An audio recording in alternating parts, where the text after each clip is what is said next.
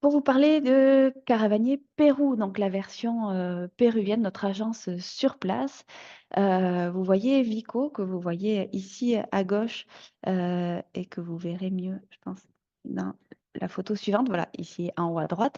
Vico, c'est le chef de notre équipe, au Pérou. Donc en 2008, c'était en fait un de nos guides et on lui a demandé s'il pouvait devenir le responsable de toute notre équipe, locale. Parce qu'on n'était pas vraiment satisfait de l'agence avec laquelle on travaillait, puis surtout parce que Vico, en fait, c'était celui qui militait pour avoir des conditions de travail dignes pour les guides comme lui, puis les porteurs, les cuisiniers. Et ça lui avait valu la chance ou la malchance d'être limogé par donc l'agence avec laquelle on travaillait. À ce moment-là, quand nous, on a su ça, on voulait plutôt s'enligner avec, enfin, les valeurs de Vico s'alignaient beaucoup mieux avec les nôtres. Puis on lui a demandé s'il était game de se lancer et de devenir notre opérateur. Il a eu quelques jours pour réfléchir et pour penser à tout ça. Puis il est devenu, donc depuis 2008, notre personne référente qui s'occupe de toute l'organisation sur place, d'obtenir les permis, de coordonner les guides. Vous voyez ici trois de nos guides, Rustino, Diego, Wilfredo. Euh, Ce sont eux qui guident, on va dire 80 de nos départs et puis parfois, on a d'autres guides francophones qui s'ajoutent quand on a plusieurs groupes qui se télescopent ou qu'il y en a qui ne sont pas disponibles. Donc ces guides-là, on travaille avec eux depuis facilement, pour, Diego qui est le plus jeune, ça doit faire 6 ans qu'il est avec nous, et Rustino qui est le plus ancien, ça doit faire 10, peut-être 12, peut-être 14 ans qu'ils travaillent avec Caravanier, donc ils sont vraiment très habitués à avoir nos groupes. Et puis, je précise qu'au Pérou, on a envoyé une de nos guides caravaniers québécoises qui est membre de Sirius, qui est instructrice Sirius, donc les premiers soins en milieu isolé, pour former toute l'équipe aux premiers soins à nos standards, à nous, de premiers soins en milieu isolé. Hop, une petite vidéo pour mettre dans l'ambiance.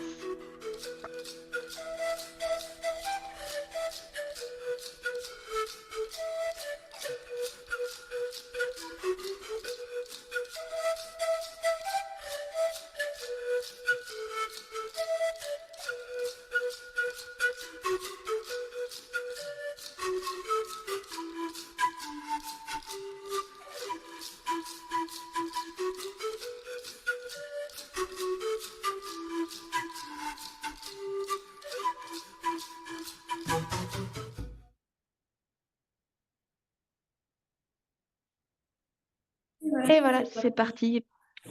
Et c'est Astrid qui prend la suite. Bonjour à tous. Alors, donc, pour rentrer un petit peu plus sur les cartes du Pérou, donc le Pérou, c'est à des frontières avec l'Équateur, la Colombie, le Brésil et le Chili, et puis sa capitale Lima qui se trouve sur la côte, comme on le voit, va concentrer 12 millions des 35 du pays, donc à peu près un tiers de la population du pays. Et comme on peut le voir sur cette carte, en fait, le Pérou, il est divisé en 3 zones principales donc, et qui sont vraiment très, très différentes l'une de l'autre. Donc, on va avoir la côte pacifique, qui est principalement désertique, la forêt amazonienne, et puis la cordillère des Andes, qui vient séparer, en fait, la côte de l'Amazonie. En espagnol, on parle souvent de Costa Sierra Selva. Et la plupart de nos voyages au Pérou, enfin tous, se situent dans la cordillère des Andes. Il y en a un qui va explorer une autre partie du Pérou, qui va être l'Amazonie, que je vous présente tout de suite. Alors, donc ça, c'est l'ensemble de notre offre au Pérou. Donc, comme vous voyez, on a 6 voyages de niveaux de confort et d'efforts différents, de durées différentes, et qui ont tous vraiment leur spécificité. Et comme on peut le voir, donc la plupart sont concentrés en fait autour de Cusco et sa région. Donc Cusco, c'est le point rouge qu'on retrouve juste en bas. Et donc, ils vont tous inclure une même partie commune. Il y a juste le trek du Waiwash qui, lui, se trouve beaucoup plus au nord du Pérou et puis Puerto Maldonado à l'est qu'on trouve en Amazonie.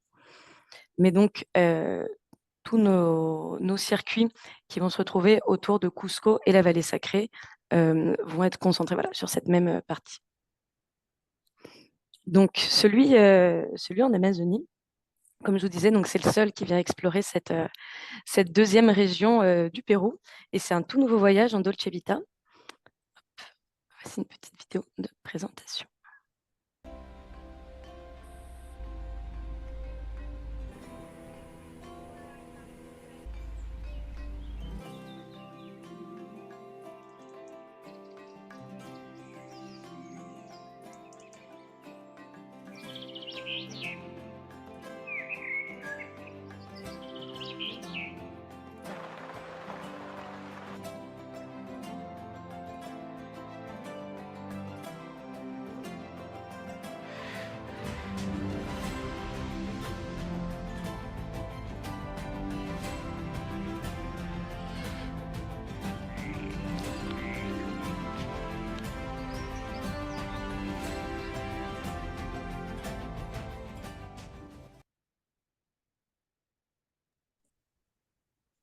Alors, on a oublié de vous préciser au début, si vous avez des questions au fur et à mesure de la conférence, il y a une petite partie de chat QR en bas que vous pouvez utiliser pour nous poser des questions. Ah, c'est bon, là, j'ai vu.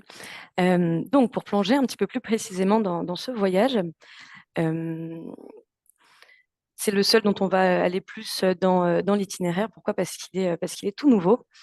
Donc, un voyage Dolce Vita, qu'est-ce que ça signifie? Donc, Dolce Vita, c'est oui, de la marche, oui, un voyage actif, mais avec voilà, effort le jour, confort le soir, avec que des hébergements confortables, voire très confortables, avec c'est ça. Et donc, il y a pas de camping sur ces voyages-là. Donc là, celui-ci en Amazonie va se composer en 3 grandes parties.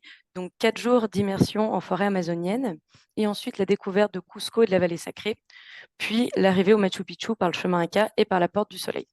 Donc ces parties de Cusco, vallée sacrée, Machu Picchu, on va les retrouver dans nos autres voyages au Pérou, hors Waiwash. Donc on va les détailler un petit peu plus après.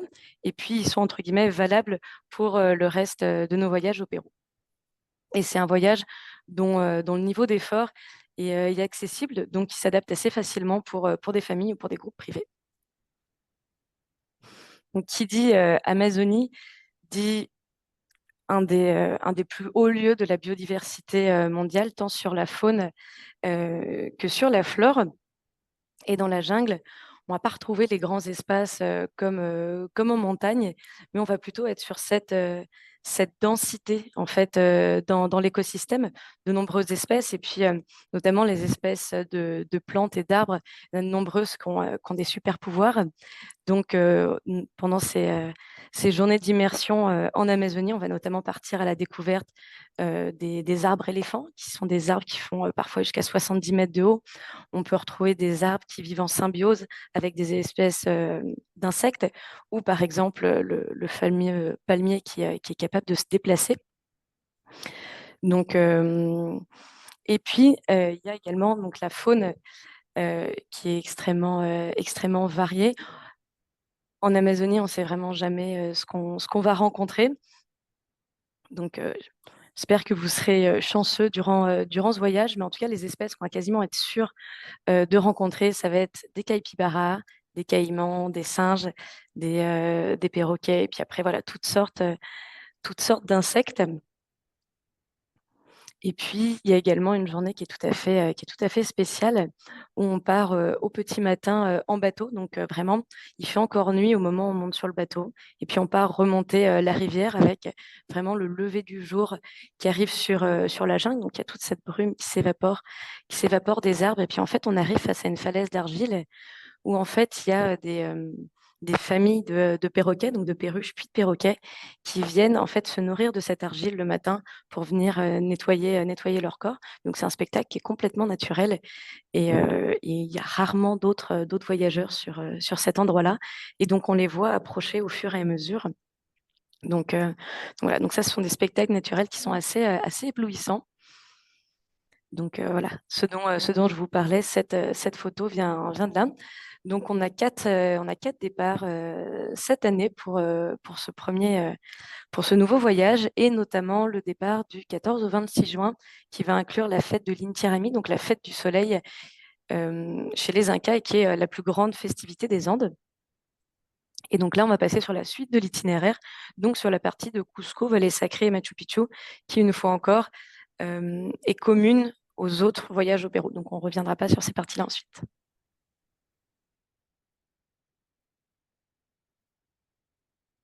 Et donc, nous voici à Cusco, donc la suite du voyage en Amazonie et le début de tous les autres voyages, sauf le Waiwash, mais ça, on en reparle parce qu'il est un peu à part. Donc, Cusco, ville coloniale, dans leur modestie, la civilisation Inca avait déterminé donc Cusco était le nombril du monde, juste ça. Et effectivement, il y a quand même un côté très agréable à visiter Cusco. C'est vraiment, en fait, faut voir, en fait, grosso modo, si je caractérise, le premier étage des bâtiments, c'est des roches, des constructions Inca. Donc là, vous voyez une des merveilles où, au lieu de couper des cubes, des briques, des parpaings comme nous on connaît. Maintenant, ils vont faire en sorte que chaque pierre s'emboîte l'une avec l'autre, ce qui fait des constructions en fait parasismiques. Euh, donc ça, c'est comme le rez-de-chaussée de chaque maison. Et puis la suite, ensuite, c'est la colonisation espagnole, donc l'architecture coloniale espagnole. Et donc ça donne le charme architectural de la ville. Mais ensuite, il y a aussi tous les marchés qui sont très colorés, comme partout dans les Andes, et qu'on prend le temps de visiter. Après Cusco, l'acclimatation se poursuit dans la vallée sacrée. Qu'est-ce que c'est que la vallée sacrée? C'est un ensemble de sites incas qui est réparti le long d'une vallée qui est bordée par Cusco d'ailleurs. Mais donc, juste au-dessus de Cusco, il y a le site de Sacsayhuaman, qui est un grand site qu'on voit ici en photo. Donc ça, c'est juste au-dessus de Cusco. Quand on continue un petit peu plus loin, on a la visite de Pisac. Alors là, on est encore à Sacsayhuaman avec son condor. On n'a pas, c'est ça. Donc, on a aussi Pissac, qu'on n'a peut-être pas en photo, avec le site. Et puis en dessous, il y a le village qui abrite un marché artisanal très intéressant. Quand on continue un peu plus loin, il y a une cité, donc une autre cité qui est restée secrète très longtemps, qui s'appelle Uchuy Cosco, qui n'est pas en photo là, et qui n'est accessible uniquement à pied, qu'on va voir dans certains de nos voyages. Puis après, si on continue encore, il y a ces fameuses terrasses de sel. Donc, c'est un peu hallucinant parce qu'on est quand même très très loin de la mer. Et là, il y a un ruisseau d'eau salée qui sort de la montagne et qui est exploité donc depuis des siècles par la petite communauté de Maras avec ces terrasses de sel. Donc, on peut récolter le sel là et ça se visite, on va le visiter. Mais il faut encore s'imaginer, on est complètement dans un canyon en montagne. Le sel n'a rien à y faire, c'est incroyable. De là, on peut voir Moraï qui est juste au-dessus. Alors, à l'époque, comme on voit sur cette photo qui doit avoir au moins une dizaine d'années, on pouvait descendre et visiter jusqu'à son centre. Maintenant, c'est interdit. Pour la préservation, on peut juste voir de l'extérieur. Et ça nous permet ensuite de rejoindre une petite communauté qui s'appelle Miss Minaï. Et c'est un petit village qui a développé, donc il y a une vue magnifique qui est située un petit peu en amont par rapport à ces trous, entre guillemets, de murailles et qui a toute la vue sur la cordillère Urubamba. C'est super beau. Et cette communauté a développé il y a quelques années une sorte d'accueil touristique pour montrer, pour faire perdurer en fait ces traditions, pour que les nouvelles générations les apprennent et puis pour pouvoir montrer leur manière de vivre et puis comment ils fonctionnent, leurs exploitations agricoles aux voyageurs curieux. Donc on va y dormir là dans la plupart de nos circuits. Donc, on a toujours, au début d'un voyage, on a toujours 2, 3, 4 journées d'acclimatation qui sont prévues. En fait, l'acclimatation, donc on est obligé, avant de monter haut en altitude, de passer du temps, de respecter certains paliers pour que le corps commence à mettre en place les mécanismes de produire plus de globules rouges globalement, mais donc plein d'autres mécanismes qui sont liés. Et en fait, c'est un excellent prétexte pour visiter, pour découvrir cette culture et pour faire le lien entre la civilisation de l'époque, la civilisation inca, et puis bon, ce qui était même avant les Incas, et la civilisation actuelle, donc le monde contemporain et tous ces défis, tous les enjeux qui accompagnent la modernité. Et bien sûr, la fin de nos voyages, je passe à Astrid, c'est le Machu Picchu. Le Machu Picchu, qui est souvent la raison pour laquelle on a envie d'aller au Pérou, et puis l'image qui nous fait rêver depuis souvent l'enfance. Pourquoi? Bah déjà, c'est ce joyau de la culture péruvienne est inscrit au patrimoine mondial de l'UNESCO. Et puis en fait, on a ces images d'enfants, donc notamment dans Tintin, le Temple du Soleil, et puis les Cités d'Or également, qui sont venus planter ces petites graines de rêve et qui font que souvent, voilà, on rêve depuis des années d'aller au Pérou pour aller voir le fameux Machu Picchu. Et en fait, le Machu Picchu, donc c'est une des cités clés de l'Empire Inca. Et donc, l'Empire Inca, en fait, il s'étendait environ de l'Équateur à l'Argentine. Et donc, il y avait tout un réseau de sentiers qui venaient pour relier les différentes places et pour pouvoir communiquer rapidement d'une place à l'autre. Et il y a un sentier, un seul, qui permet en fait d'arriver à pied au Machu Picchu par la Porte du Soleil. C'est le fameux Camino Inca. Et donc, pour, donc forcément, il était très, très populaire. Donc, le gouvernement péruvien a décidé d'instaurer un quota pour sa préservation. Donc, c'est un quota qui est de 500 entrées par jour. Et il y a moyen d'emprunter le Camino Inca sur 4 ou 2 jours pour pouvoir arriver au Machu Picchu par la Porte du Soleil. Et donc, ça, c'est quelque chose qui est assez fantastique. Lorsqu'on y arrive, on passe par tous ces sites incas, on monte là dans cette forêt des nuages, et puis jusqu'à arriver à la Porte du Soleil où d'un coup, le Machu Picchu vient apparaître à nos yeux. C'est ouais, c'est un sentiment qui est assez beau et puis plein d'émotions. Et après, on redescend au site du Machu Picchu. Et le lendemain, on revient au Machu Picchu. Donc ça, quel que soit le voyage que vous choisissez avec Caravanier. Donc on y va 2 fois. Donc la première fois en arrivant par la Porte du Soleil. Et puis le lendemain, on revient visiter le Machu Picchu. Et puis on a également la possibilité d'aller ajouter l'ascension du Huayna Picchu, donc en fait qui est le pic rocheux qu'on va retrouver derrière le site du Machu Picchu. Donc c'est vraiment le pic rocheux là qu'on voit dans cette image carte postale du Huayna Picchu. Ça peut être un petit peu vertigineux, mais les vues sont spectaculaires.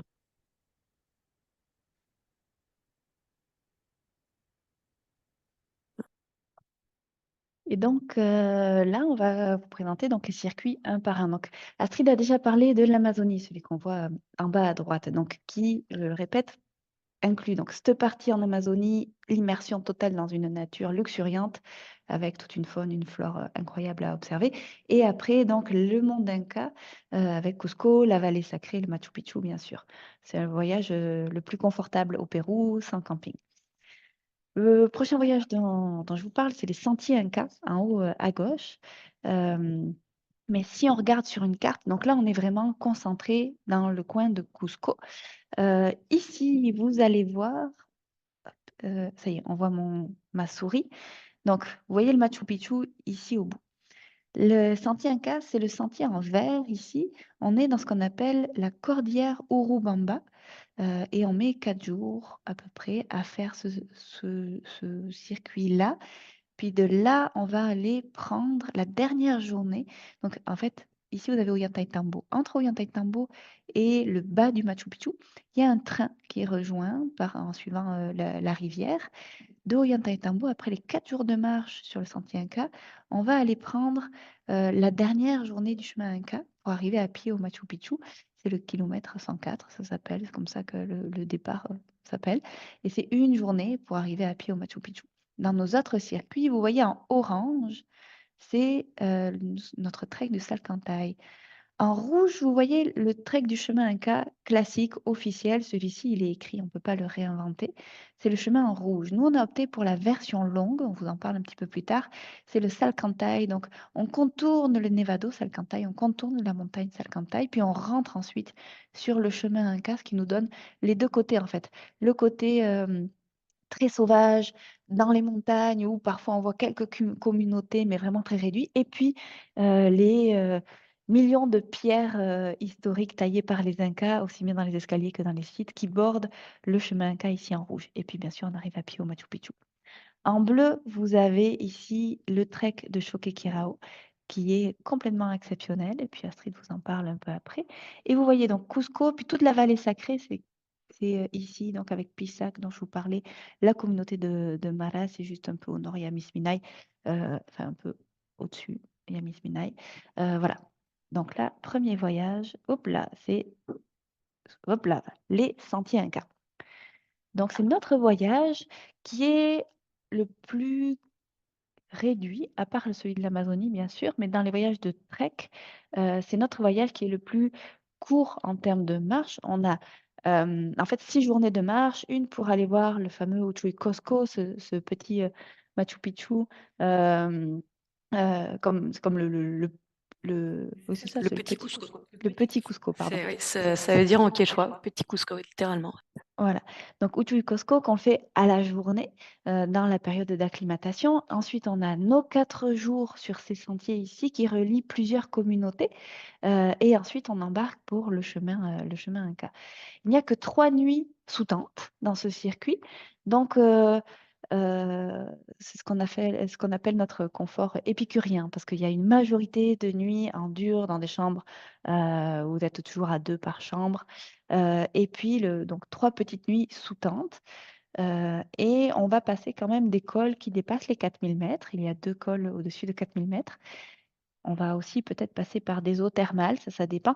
On laisse toujours une certaine marge de manœuvre à nos guides qui, en fonction de la météo, parfois, si jamais il y a une grève ou une fête ou un mariage, ou le groupe qui est vraiment un groupe de crinqués ou au contraire un groupe plus contemplatif, le guide, il a une petite marge de manœuvre quand même pour adapter le circuit, pour que en fait, chaque personne ait la meilleure expérience possible en fonction des circonstances.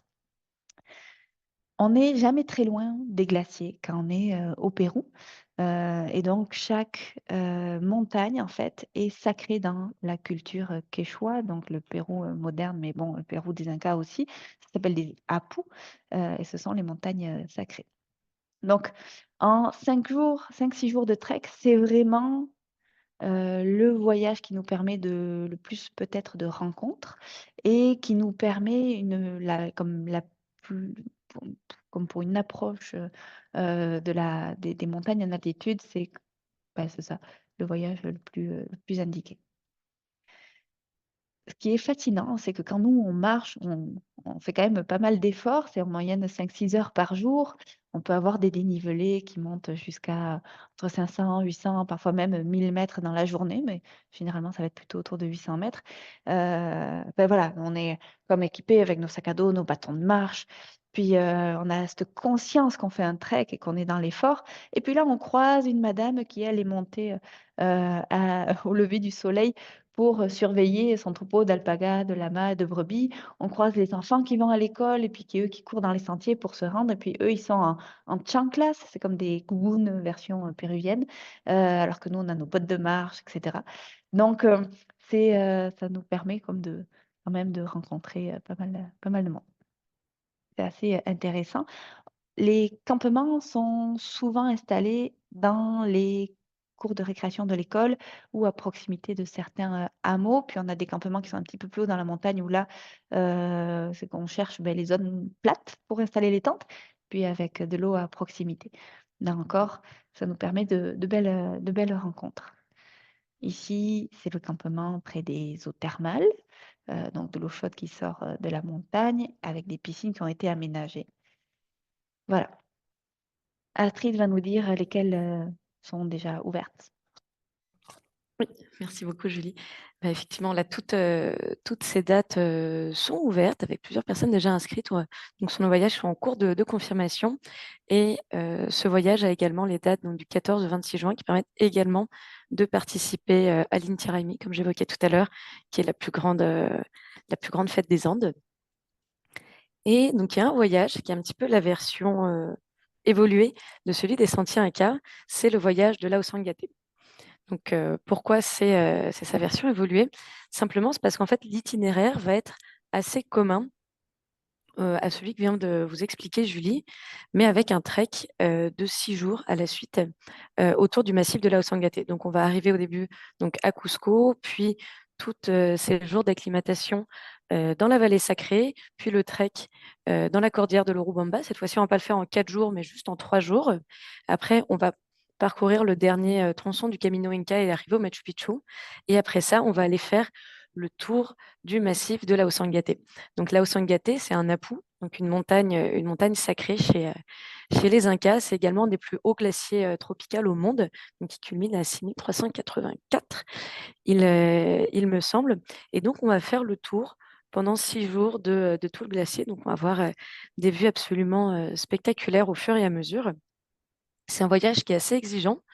Donc, on va avoir des nuits où on va camper sous tente entre 3005 et 4005. Et puis, on va avoir des passages de col à 5000 quasiment quotidiens. Donc, on n'est pas à l'abri d'avoir un petit peu de neige également pendant pendant le voyage. Mais il n'y a rien de technique. Voilà, il n'y a pas besoin de crampons ou quoi que ce soit. Et puis, ce qui fait également la spécificité de la Hossangate en règle générale, ça va être sa géologie. En fait, je ne sais pas si vous avez déjà vu des images de la montagne arc-en-ciel au Pérou, donc la fameuse montagne Vinicunca. Donc ça, c'est une fois encore un phénomène qui est complètement naturel. Et en fait, cette montagne arc-en-ciel, elle se trouve donc dans le massif de la Hossangate. Elle était recouverte il y a encore quelques années par des glaciers. Et en fait, donc, dans le massif de la Hossangate, donc il y a cette montagne Vinicunca, mais également autour, on va retrouver d'autres montagnes qui vont être teintées de rouge, de jaune. Ces lagunes d'altitude aux couleurs absolument spectaculaires.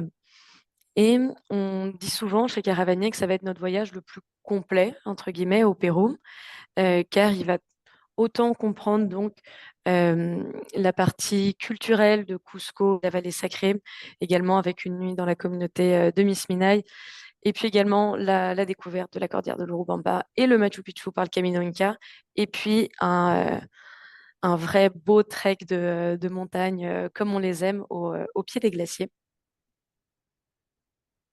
Donc, on a même un troisième départ qui vient de s'ouvrir pour cette année. Le premier départ est d'ores et déjà confirmé. Il reste quelques places et les autres s'en viennent. Également, ce que je voulais ajouter, c'est que donc dans la région de la Hossangate, il y a très peu de communautés qui vivent encore sur place, mais c'est notamment des communautés pastorales qui ont un mode de vie encore très traditionnel et dont l'activité va être principalement autour de l'élevage d'alpaca et de lama. Et donc voilà, c'est un beau voyage caravanier.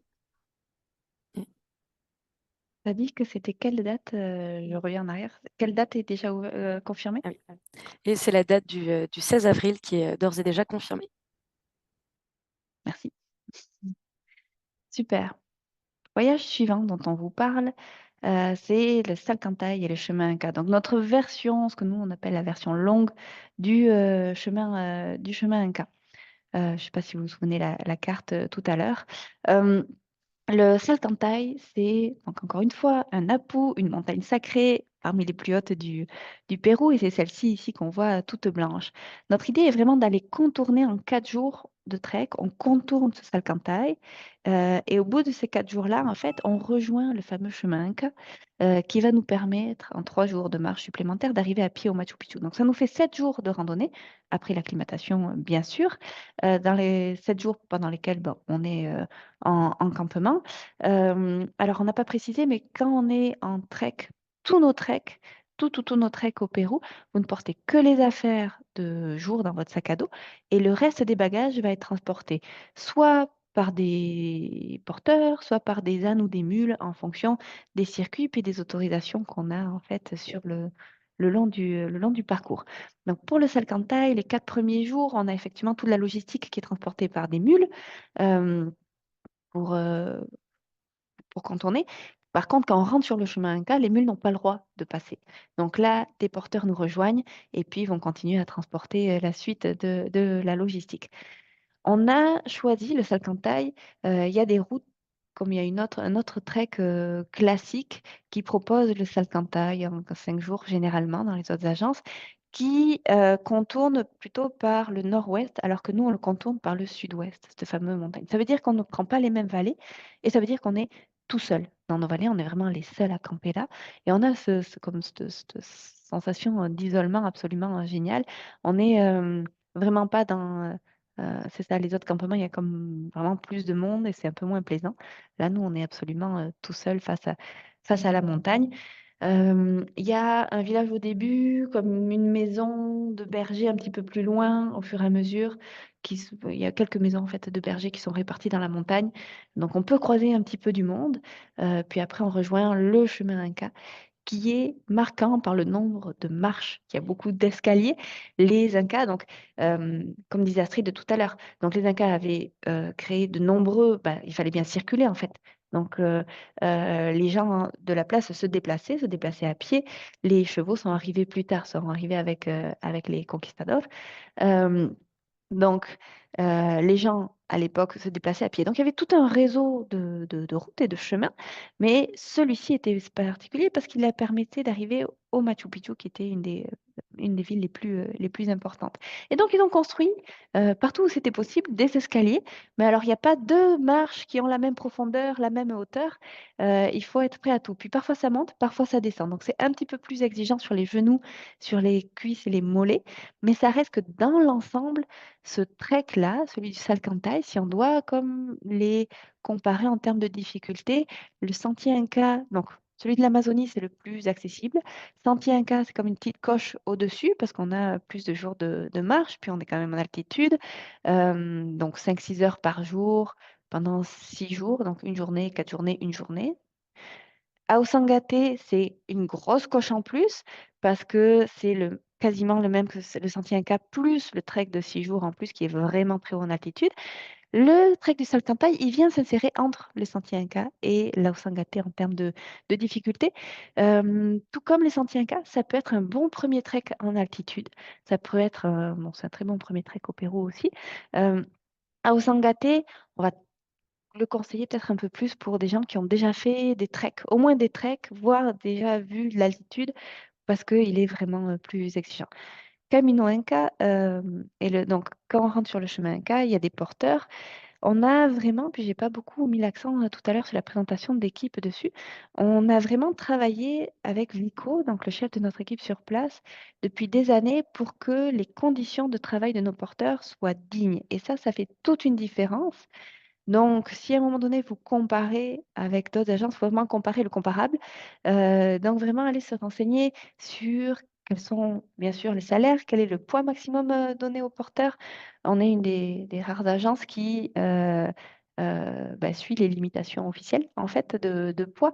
Euh, et en fait, on a aussi, comme la version cachée, ce qui est plus difficile à aller obtenir, c'est juste savoir les salaires des porteurs, le budget qui est alloué à eux pour qu'ils puissent manger correctement plusieurs repas par jour, etc. Donc, on a eu toute une démarche qui se poursuit donc depuis 2008 qu'on travaille avec Vico voilà, à laquelle on est très accroché, ce qui permet d'avoir une équipe qui est très dévouée sur place, puis comme d'être fier de ce qu'on fait en fait et de faire travailler des gens dans de bonnes conditions.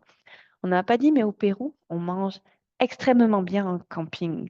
Donc, si vous allez, vous, camper en autonomie par vous-même au Québec, je doute que vous ayez ce niveau de gastronomie.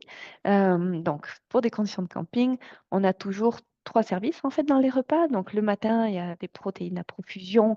C'est bon, c'est varié, il y a des fruits frais. Le midi, il y a toujours une salade, un plat avec viande ou poisson. Il y a des options pour les végétariens, puis toujours des légumes et des féculents, donc des pâtes, des patates. Une journée sans patates au Pérou, ça n'existe pas. La patate est péruvienne. Donc, il y aura forcément des patates à tous les jours. Puis le midi, c'est ça, il y a comme une salade, un plat, un dessert. Euh, et le soir, il y a de la soupe, puis aussi un plat, un dessert. Voilà. C'est les conditions de camping qui sont quand même très, très confortables.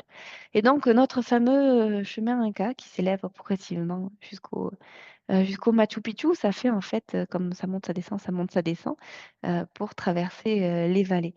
On va avoir plusieurs sites historiques tout le long sur le chemin Inca, parce que c'était des points de contrôle de qui avançait et qui progressait sur ce chemin qui allait s'en aller vers le Machu Picchu, puis des points de repos aussi pour les messagers qu'on va visiter donc au fur et à mesure.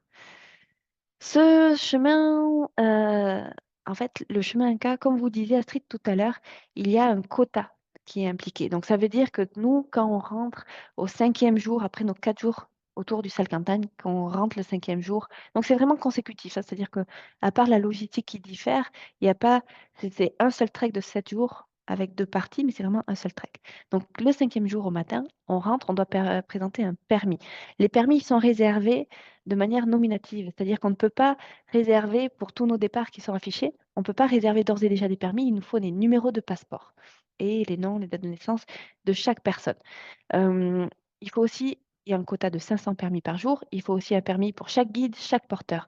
Donc ça reste que par jour, il y a peut-être une centaine, peut-être 120 personnes qui vont rentrer effectivement sur le chemin Inca au point de départ. Nous, on arrive comme au jour 2 et on a calculé pour que, alors les campements sont préétablis sur le chemin Inca, mais on a quand même essayé de calculer pour être en décalé. On va arriver à la Porte du Soleil, donc qui surplombe le Machu Picchu, en milieu de journée, comme début d'après-midi, fin d'après-midi. On n'essaie pas, en fait, on refuse d'y être au lever du soleil, comme ce qui est classiquement proposé, parce que dans ce cas-là, ça fait dormir au campement qui est le plus proche de la Porte du Soleil. Puis là, c'est la Foire d'Empoigne, sur un chemin qui est relativement étroit. C'est vraiment comme la lutte. Les groupes se doublent pour arriver le premier, puis pour avoir de la place, parce que la Porte du Soleil, elle n'est pas très large. Puis si on veut avoir la vue sur le Machu Picchu. Et donc là, les gens essaient tous d'y être au lever du soleil, parce qu'à un moment donné, le National Geographic disait que c'était la chose à faire, il y a peut-être 20 ans ou 25 ans. Nous, on a décidé consciemment de partir un petit peu plus loin. euh, donc, sur le campement précédent, qui est spectaculaire. C'est peut-être un des 5 plus beaux d'Amérique latine et 10 plus beaux du monde entier. Donc, on dort là, puis on va faire une vraie journée de randonnée au complet, puis arriver en après-midi à la Porte du Soleil. Parce que déjà, souvent, à la Porte du Soleil, il y a de la brume le matin, donc le lever du soleil, on ne le voit pas toujours.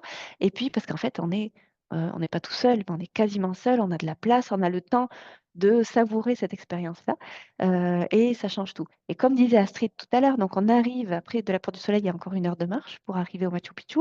On le traverse, on a une première vision, mais on remonte le visiter et avoir une vraie temps de faire la visite le lendemain matin.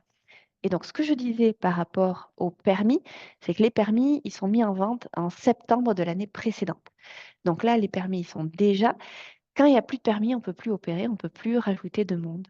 Donc, c'est vraiment le genre de voyage pour lequel il faut s'inscrire le plus tôt possible à cause des permis sur le chemin Inca. Donc là, sur ce voyage de 15 jours, donc le niveau, on a mis que c'était un effort soutenu. Donc on marche en moyenne 5-6 heures par jour. Il y a peut-être une journée qui va dépasser, qui va atteindre à 7 heures. Il y a peut-être des journées qui vont être un peu plus courtes aussi. Mais grosso modo, si vous êtes capable de faire un trek, d'aller marcher, donc 5-6 heures par jour, ça ne sera jamais plein, hein, en montée, en descente. Puis de recommencer le lendemain, puis de recommencer encore le lendemain. Ben là, ça part bien, ça part bien. Vous êtes bien prêts. Merci beaucoup, Julie. Et oui, sur les 5 départs qu'on a cette année, le premier est déjà complet, victime de son succès, et le deuxième est déjà confirmé. Et puis sur les 3 autres, il reste encore de la place. Euh, alors, on va continuer. La différence complète, c'est qu'il n'y a plus de place. Confirmé, ça veut dire que notre minimum de voyageurs est atteint. Et donc, vous pouvez vous inscrire. Puis ensuite, donc, chaque voyage a un minimum de voyageurs requis. C'est-à-dire que là, sur les 3 autres dates, on a peut-être des inscriptions, mais on n'a pas encore atteint le minimum. Puis ça, il suffit d'appeler Astrid pour qu'elle vous dise lesquels sont les plus susceptibles de partir. Puis, ça veut dire aussi que dès que vous êtes, par exemple, voyagé avec des amis, vous êtes 3, 4, 5, ben là, le groupe, il est confirmé ou presque déjà juste avec vous. Donc, ça vaut la peine de, d'appeler. Merci pour la précision. Notre prochain voyage, c'est celui de Choquequirao. Choquequirao, c'est un mot quechua qui veut dire le berceau de l'or. Je trouve que ça, ça invite beaucoup au rêve et à l'aventure. En fait, c'est une citadelle inca qu'on surnomme également la petite sœur du Machu Picchu. Petite sœur, c'est moyennement justifié parce qu'en fait, la citadelle, elle va faire à peu près 2 fois et demi, on estime à peu près 2 fois et demi la taille du Machu Picchu, mais elle est encore recouverte à 70% par la végétation. Pourquoi en fait, le site, il est assez difficile d'accès, il est sur une crête au-dessus d'un canyon, donc on va vraiment descendre ce canyon et puis le remonter. Puis dès le premier jour, on aperçoit vraiment au fond du canyon, au loin, la citadelle de Chuquicirao qu'on atteindra 2 jours plus tard. Et donc, comme on le voit, on est sur des sentiers qui serpentent et qui viennent cicatriser la montagne comme ça. Et puis, on va venir traverser le ravin et puis arriver de l'autre côté. Puis, plus on s'approche de Chuquicirao, plus on va dire les vestiges de la civilisation inca apparaissent. Chuquicirao, on le connaît aujourd'hui comme l'un des derniers refuges des Incas. Et puis, lorsqu'on arrive sur place, fait, il y a un sentiment un petit peu comme un sentiment d'Indiana Jones. D'ailleurs, le personnage d'Indiana Jones a été inspiré par l'explorateur en fait, qui a découvert le Machu Picchu et Choquequirao. Et en fait, le Machu Picchu, il y a à peu près 3000 personnes qui y vont par jour. Choquequirao, ça se compte plutôt autour d'une quarantaine.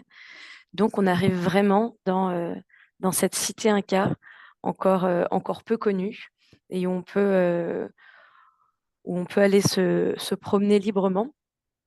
Et donc, il y a des parties qui sont restaurées. D'autres, là, on peut voir sur la montagne, donc il y a une partie qui est restaurée. Et puis là, tout le reste dans la végétation, c'est encore des différents lieux Incas. Donc là, on voit le canal hydraulique sur le haut de la montagne. C'est là où on va retrouver l'ancien cimetière Inca. Là, d'un côté, il y a les terrasses. De là où a été prise la photo, c'est depuis le centre cérémoniel de Choquequirao. Donc, il y a vraiment ces parties qui sont restaurées et très bien restaurées. Et puis également, ce qui est très intéressant aussi, c'est que on voit en fait les évolutions en fait de la restauration du site de Choquequirao. Donc ça, typiquement, c'est un mur qui est en cours de restauration ou qui vient tout juste d'être restauré. En fait, lorsqu'ils ont déblayé au début le mur, ils ont noté, ils ont fait une sorte de quadrillage et puis noté par D 14, 15, 16 et tout pour savoir quelle pierre va où. On démonte tout le mur, on nettoie toutes les pierres et puis hop, les chiffres, enfin les numéros permettent de reconstruire le mur à l'identique. Donc c'est assez intéressant. Puis même on peut continuer de se promener dans, euh, dans la jungle et puis bah, voir certains bâtiments qui sont encore recouverts par la végétation. Et puis une des grandes spécificités de Choquequirao, et ça c'est le seul endroit dans l'Empire Inca où on peut voir ça, c'est bah, en fait c'est des lamas qui sont dessinés en pierre blanche sur ces terrasses de culture. C'est bah, c'est assez beau, c'est assez beau. Et puis en fait, après la découverte et puis la visite du site de Choquequirao, on va continuer le trek. Donc c'est un trek au total qui dure 8 jours, qui est exigeant notamment pour les mollets et pour les genoux. Parce que comme je vous disais tout à l'heure, on surplombe un canyon. Donc on va descendre puis remonter ce canyon à plusieurs reprises. Donc ce qui fait des dénivelés d'environ 1000 mètres au quotidien. Donc c'est un voyage qui est assez exigeant, mais qu'en vaut vraiment la peine et dont les vues sont spectaculaires. Et puis aujourd'hui, on va avoir donc une quarantaine de personnes qui vont pouvoir aller visiter le site de Choquequirao par jour. Mais en fait, actuellement, il y a un projet de téléphérique qui est en cours et puis qui est sur le point d'être approuvé en fait, pour pouvoir rejoindre Choquequirao donc par un quart d'heure de traversée du canyon en téléphérique contre aujourd'hui à peu près 2 jours et demi pour atteindre le site. Donc c'est un trek de minimum 4 jours aller-retour. Nous, on le fait en version 8, mais sans aller-retour en continuant. Et puis là, donc ce serait juste une traversée en un quart d'heure. Euh, ce qui a des points positifs, mais qui également bah, peut apporter, enfin peut générer beaucoup de tourisme et puis bah, potentiellement de vraiment dénaturer le site. Donc pour le moment, il n'y a pas encore de téléphérique, donc c'est vraiment le moment pour aller à Choquequirao avant que le site bah, voilà, ne soit dénaturé. Donc on a deux départs cet été. Celui de juillet est déjà confirmé, puis on en a un autre en mai. Donc Bah, super. Et j'en profite juste pour signifier que Choquequirao, c'est ça, dénivelés sont vraiment exigeants. Par contre, la progression en altitude est tellement lente que l'altitude est presque pas un enjeu sur ce voyage, contrairement aux autres. Et là, on part au Waiwash. Et le Waiwash, c'est comme une sorte de petit ovni aussi dans euh, dans notre offre de voyage au Pérou, parce que là, on ne se tourne pas vers le monde Inca, on se tourne vraiment vers les plus grosses montagnes. Donc, on les voit bien là en photo. Donc, si on remet la carte qu'on a vue au début, donc vous voyez Cusco en rouge, comme disait Astrid, et puis on voit en orange, c'était notre sentier Inca, en jaune, le Salcantay, en vert, le Choquequirao, puis en bleu, le Lausangate. Puis en vert clair, là où il y a écrit Puerto Maldonado, ça c'est l'Amazonie. J'attire votre attention, on n'en parle pas aujourd'hui, mais regardez aussi le point, comme la pine blanche là. Ça, c'est en Bolivie, c'est la cordillère Apolobamba. Pour peu que l'Ausangate ou le Waiwash vous intéresse, regardez aussi l'Apolobamba. C'est dans le même ordre de voyage, c'est-à-dire des grosses journées de randonnée, haute en altitude, isolées magnifique. Mais vraiment, c'est dans le top 5 des voyages exigeants, des treks exigeants en Amérique latine. Et là, maintenant, je vous amène complètement au nord-ouest de la carte, donc la cordillère Waiwash. Donc, vous voyez, elle est au-dessus de Lima, elle n'est pas du tout dans la même région.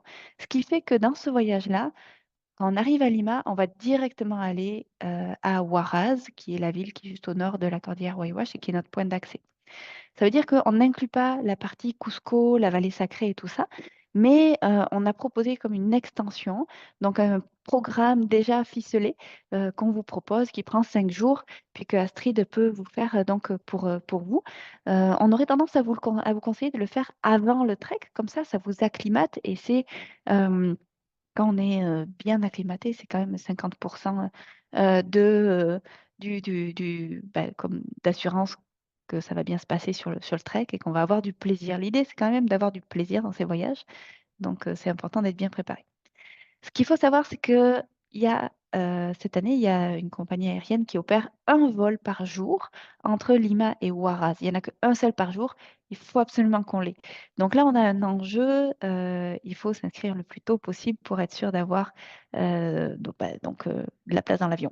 Sinon, on est un peu embêté. La cordillère du Waiwash, elle est spectaculaire. Vous voyez ici comme une sorte de photo d'en haut. Euh, En fait, il faut savoir que mettons, je sais pas, peut-être 7 kilomètres, il y a, de mémoire, c'est 5 ou 7. Ouais, ça assure une arête de 8 km là qu'on voit bien. On a 6 sommets à 6 000. Donc 6 sommets qui dépassent les 6 000 mètres, qui sont enneigés, qui sont englacés, donc ce sont des glaciers. Et c'est absolument magnifique. On va faire tout le tour, donc ça se voit pas très très bien, mais complètement en haut à gauche de notre photo, vous avez notre point de départ et puis on va comme ça comme rejoindre les nuits 1, Mitucocha, nuit 2, Carhuacocha, etc. Et on va venir faire tout le tour. Ce qui veut dire que au départ du circuit, on a les levées du soleil qui éclairent progressivement les montagnes enneigées qui deviennent toutes roses, tandis qu'à la fin du circuit, on est passé de l'autre côté et donc on a le coucher du soleil qui vient lancer ses derniers feux sur les montagnes. C'est spectaculaire. En termes de paysage impressionnant, on ne retrouve pas. Si vous êtes allé au Népal et que vous avez aimé ça, vous allez aimer le Waiwash, c'est certain. Euh, c'est un trek de 8-9 jours. C'est ça, 8-9 jours. Donc, ouais, vraiment au pied des glaciers, enfin, en tout cas face aux glaciers. On peut les entendre la nuit quand ils craquent depuis les campements. Et on va passer 2 fois des cols à 5 000 mètres. Donc là, on est haut. C'est un peu le même, c'est les mêmes altitudes en fait que la Sangate. Donc, un voyage un peu exigeant. On va marcher quelque part entre 5 heures et 7 heures selon les journées. Et c'est jamais plat. Donc, ça monte, ça descend. On est en campement, comme pour l'Ausangate, vu que le Waiwash, c'est haut. On veut un sac de couchage facilement -15, voire même un peu plus si vous avez plus, parce que ça va geler à toutes les nuits. Ça fait partie du plaisir.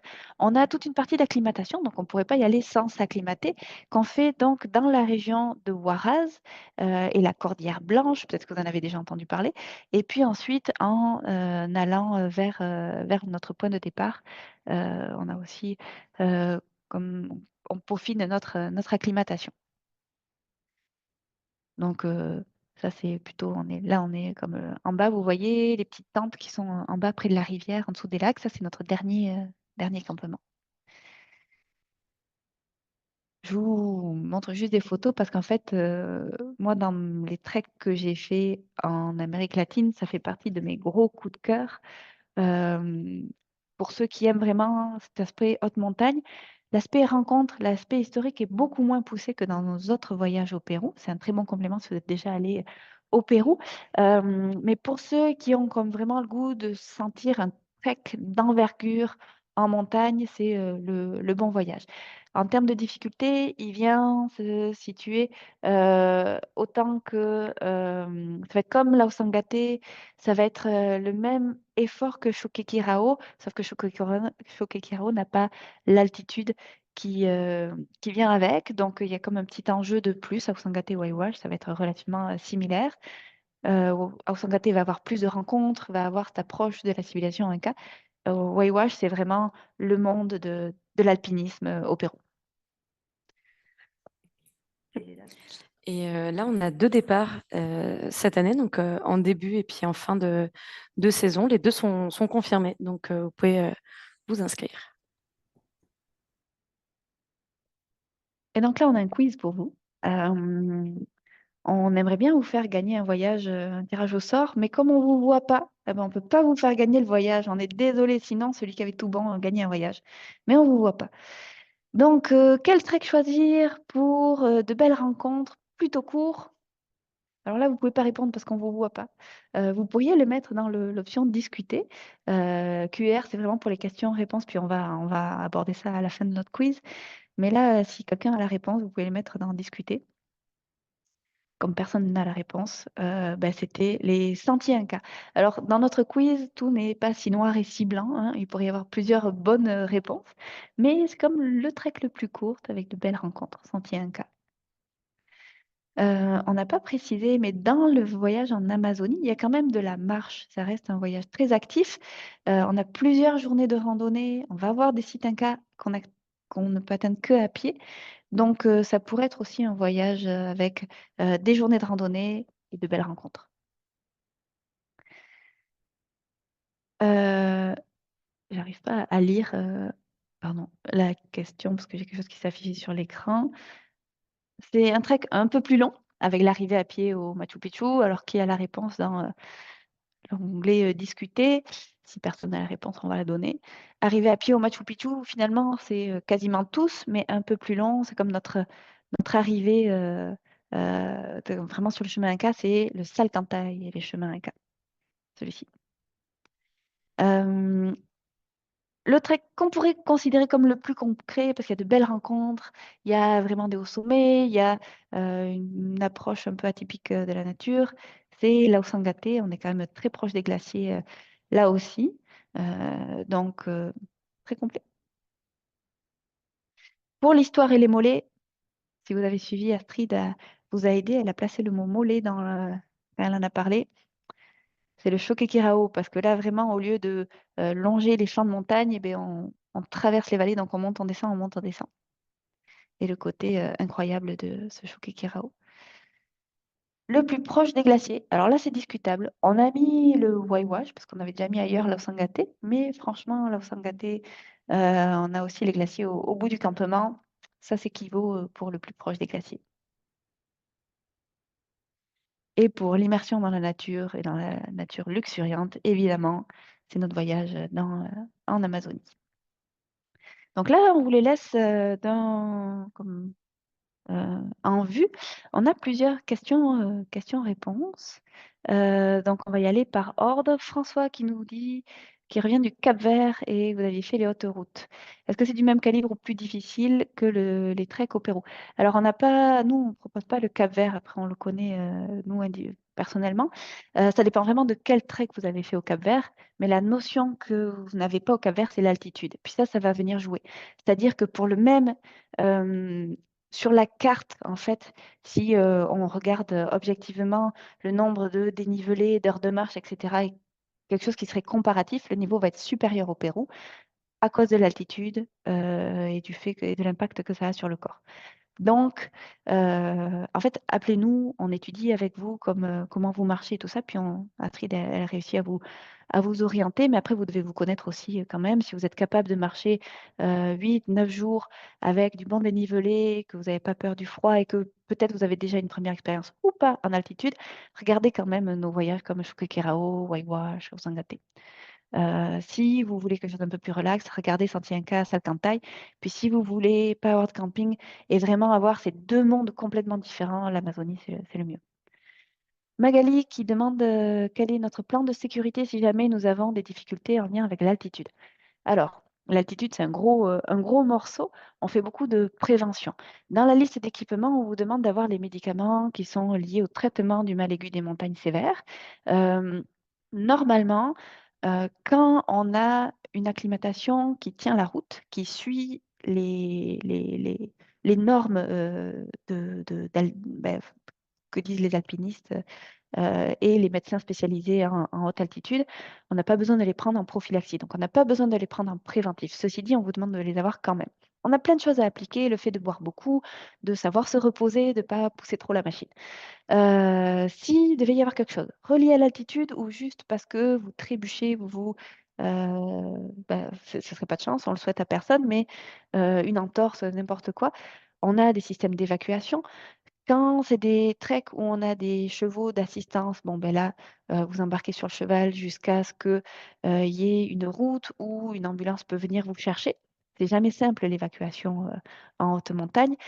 Si, c'est sur la partie de porteur qui est sur le Salcantay, donc la partie du chemin Inca, là, les évacuations se font avec comme des civières mobiles. Voilà, donc c'est un petit peu ça les options d'évacuation qu'on a. On a toujours quelqu'un de l'équipe qui va vous prendre en charge une fois que vous êtes évacué. Vous n'êtes pas tout seul livré à vous-même. Vico, qui est donc notre contact, lui, il n'est pas 100% sur le terrain, c'est-à-dire que c'est plus lui qui va guider les treks.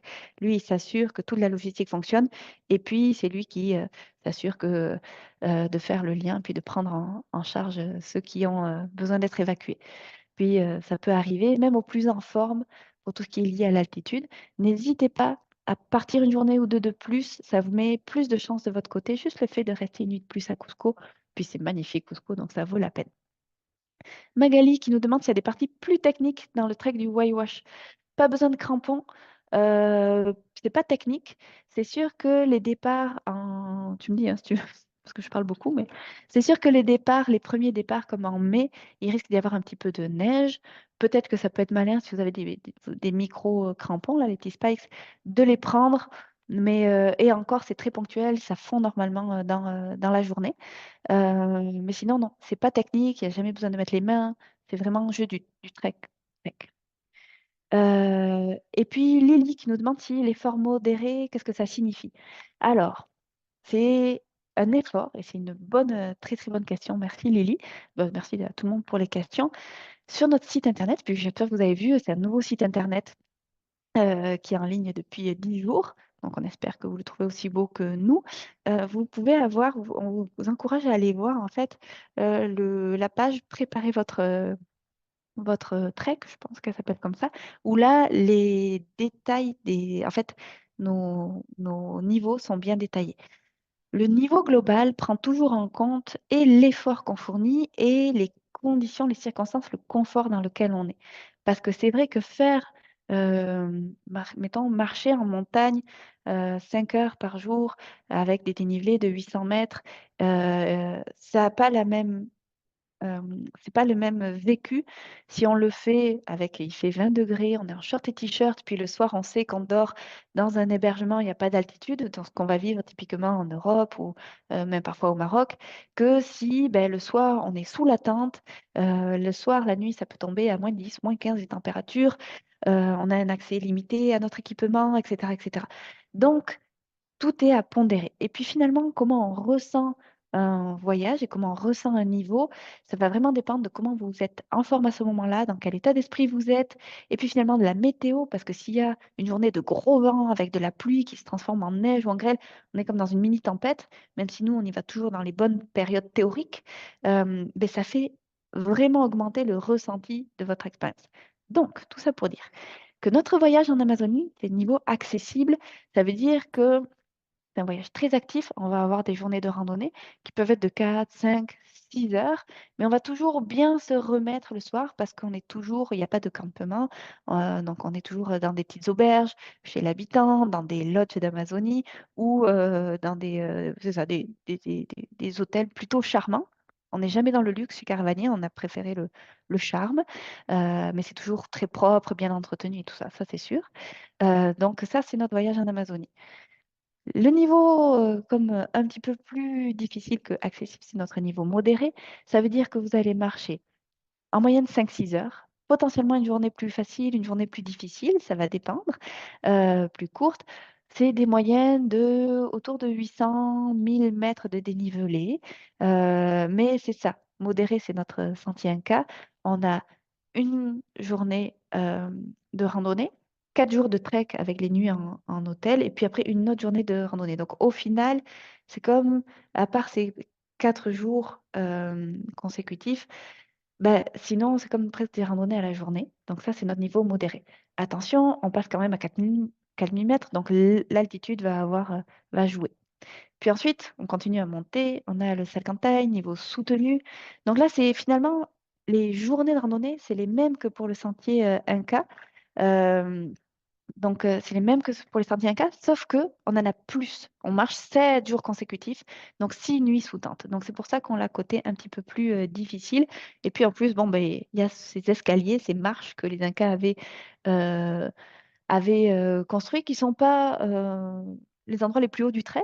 Donc, en altitude, c'est comme plus modéré que le début du trek, mais qui viennent forcer différemment, finalement.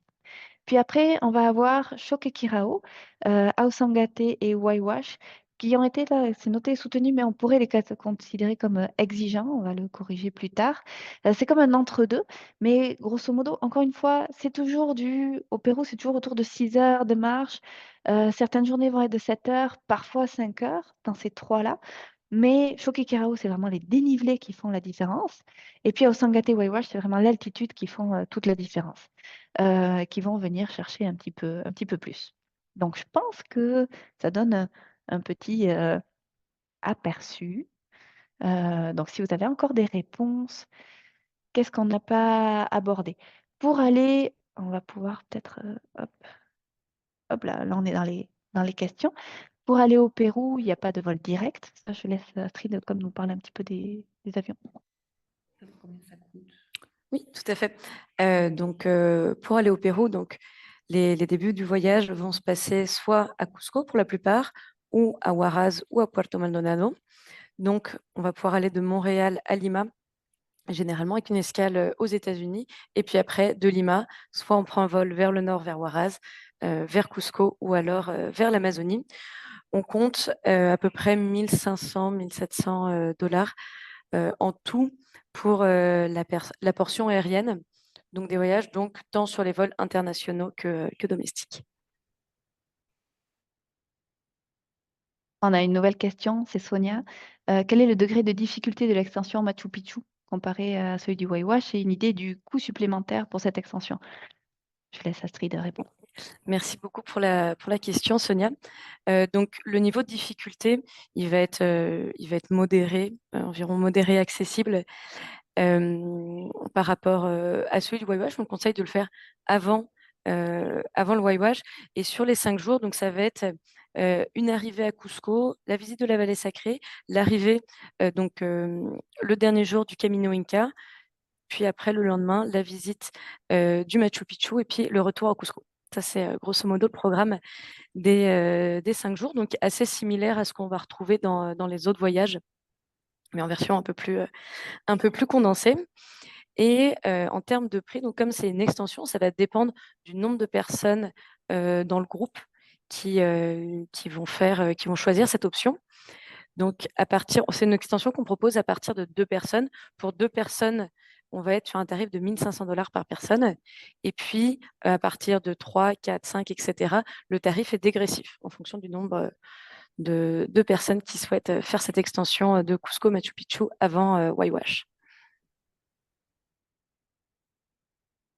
Donc, si vous avez d'autres questions, c'est le moment. Sinon, ben, on vous laisse aller. Vous verrez sur le site internet, tout est quand même bien détaillé, mais surtout en fait, pour pouvoir choisir votre voyage, ben, contactez Astrid pour vraiment ben, c'est ça là, pour savoir lequel est celui qui vous convient le mieux. Nous, on essaie vraiment d'avoir comme ben, c'est ça, chaque voyageur qui soit vraiment sur le voyage qui lui convient le mieux pour essayer d'avoir des groupes les plus homogènes. Après, c'est un départ, c'est des voyages de groupe. Donc, généralement, il y a une solidarité qui est fascinante et surtout, bah, c'est le fun. On a vraiment du plaisir à être tous ensemble. Puis, c'est pas des voyages qu'on pourrait faire, c'est pas des treks qu'on pourrait faire tout seul. Donc, c'est là que bah, ça prend tout son sens d'être tous ensemble. Voilà, on vous laisse aller. Merci d'avoir assisté, puis à bientôt. Merci beaucoup.